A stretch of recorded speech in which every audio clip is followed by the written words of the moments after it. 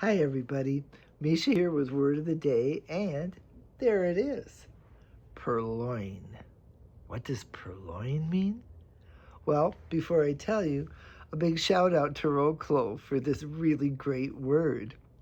Purloin means to steal, to pilfer, to pinch, to filch. In other words, it means to steal, but in a very sneaky and underhanded way. Now, where does it come from? It comes from Anglo-French, and it comes in the mid 1300s, like around 1350 or so.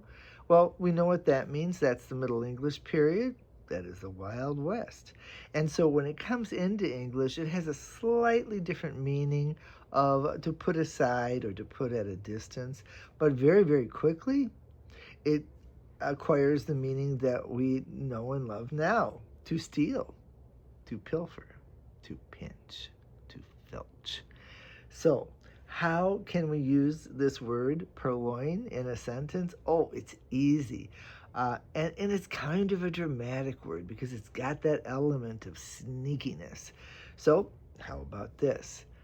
I remember years ago when I didn't have much money and I spent some to buy steak, but before I could sit down and eat it, it was purloined and consumed by my cat Harry. May he rest in peace. Or how about this? I learned more vocabulary from reading Edgar Allan Poe, really, than any other literature I've ever read. And the purloined letter was one of my favorites. So go out and use this word purloin. God knows there's a lot of purloining going on, isn't there? You know, every time you pay those junk fees.